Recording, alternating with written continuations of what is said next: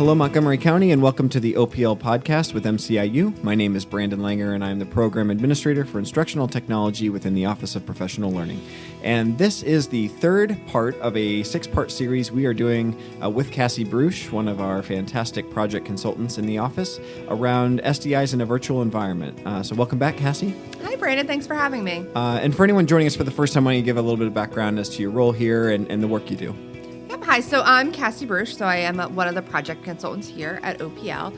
And my background comes from I was a regular education classroom teacher. I was considered one of our special ed friendly rooms at that time, where I had about a third of my kids were identified students. Then I really loved working with the special ed kids. So I ended up becoming a emotional support teacher. And then from there, I went on to be an instructional coach, because I always wanted teachers to feel like they had somebody advocating for them, somebody in their corner, ready to help them, ready to ask some of those questions that you might not want to ask your supervisor, especially as we talk about topics like this, where we're not sure on something that we probably should know, just being in their corner for teachers. Well, and through our conversations, I've brought this up many times as we're prepping for, the posts we're putting on our learning network, and then these conversations. I'm learning so much just in speaking with you. But I think today's topic around social and behavioral SDIs is one of those where, we often focus on what I would call, in my layman brain, more academic, SDIs and specific processes, whereas social behavioral, there's such a spectrum of things we could be working with students with in this environment. But just to kind of get started, can you kind of distinguish what would be the difference between a social SDI and a behavioral SDI? So I think one of the easiest things to distinguish the two is social. You're looking at an interaction with somebody else, and behavior is a lot more internal. And so the social, we're looking at supports and services to help students in their interactions, whether it's with peers or with adults, as well as that emotional regulation skills. And so that can be things like social skills instruction. And then when we're talking about behavior, it's a lot more of those interfering behaviors that we see in classrooms, and a lot more internalized with the student. It's them individually, what they're doing. So things like using positive reinforcement or daily check-ins and things like that when we're looking at behavior SDIs. But what's really nice for the average teacher is they're not distinguished in an IEP, right? Mm-hmm. The SDIs are all listed together. So we're talking about these things, but it's not necessarily something that you need to write down and take a note of. It's just something to kind of internalize and think about as we're using these terms. Yeah, but I appreciated you breaking it down for me, just kind of so I could understand how we relate in two different camps there, more the group, more individual is how my brain very simply put it. But one of the reasons why I like that is we've been saying this throughout this whole series so far. Virtual environments, they're just different. They have some and that's why we're doing this series. Sometimes we end up with SDIs in our IEPs that don't really apply really to the virtual environment that we're working in. So what are some of those best practices when we go to approach social and behavioral SDIs? Yeah, I think one of the things to remember, and even as adults, we kind of get zoomed out, right? How much time we're on the screens has increased dramatically. And even looking at traditional classrooms now, my daughter's on her Chromebook a lot more than she ever was before. And so remembering that we need a break in some of those things. And so even though we might be in a virtual environment, we still can put in things like brain breaks or mindfulness exercises. But a lot of kids, they just need some positive reinforcement. And we can do that. We can unmute ourselves and call out a student and give them that positive reinforcement. We can use the emoji reactions. We can leave comments on their work and things like that. And so even though it's written as behavior modeling, say, in the IEP and their SDIs, well, we can do that virtually. So we can do things like kids love to record themselves. They love to watch themselves and hear themselves. We can model appropriate behavior and then post it in our LMS or share it as a video and then save it. And then one, we have that for years to come. Two, the kids are so engaged with it and you make them part of that process. So they're working on that behavior that we want to see, whether it's a social skill, whether it's a regular classroom procedure.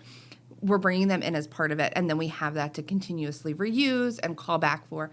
And who doesn't love to see a second grader being able to teach their peers something, and then you can put up that video. Yep, absolutely. And I think also we didn't prep this, but just the idea of modeling. And as you were talking, I'm thinking about how important it is even for classroom, brick and mortar teachers to model execution in virtual environments. Something we've said a couple times already in this series is how virtual environments are permeating our brick and mortar settings as well, not just full-time virtual learners. So what about ways to do that? What are some resources, or where can they learn more? How can they bring this into their learning environment? I think a lot of it is thinking about what would you look like if you were traditionally walking into school in the beginning of the school year, or we're just coming back from the holiday break.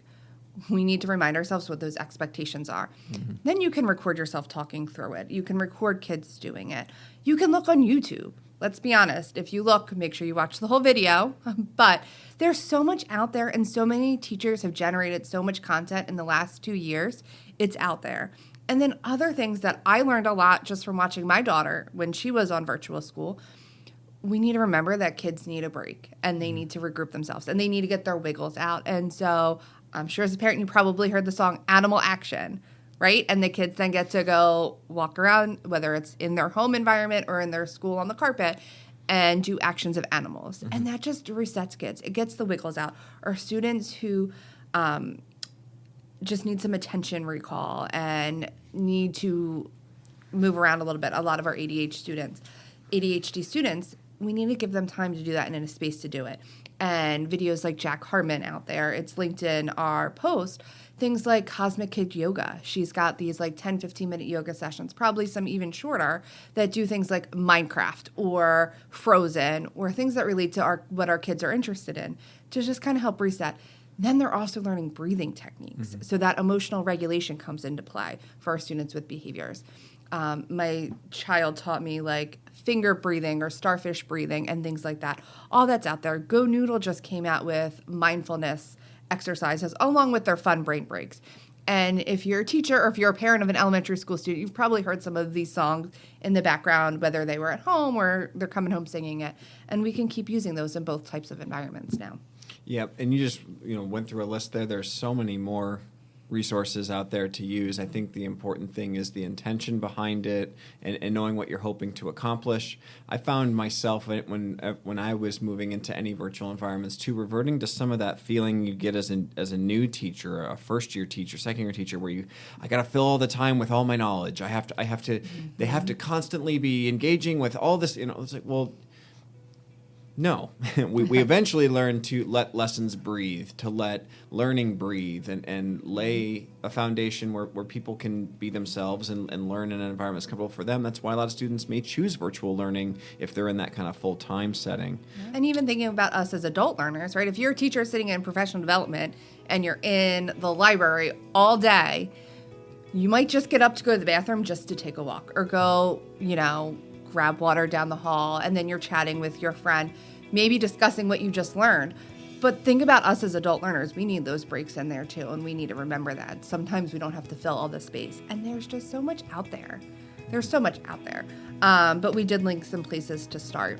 Yep. No, I appreciate it. Thank you for breaking down. Again, if this is the first time you're hearing this series, go check out the other posts because we've done 2 so far that we've put out, and there'll be 3 more forthcoming.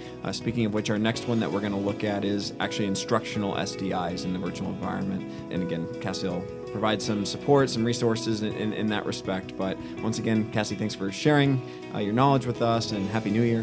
Happy New Year to you too. And once again, this is the OPL Podcast. If you have any questions, please reach out to Cassie or myself, and we'll see you soon.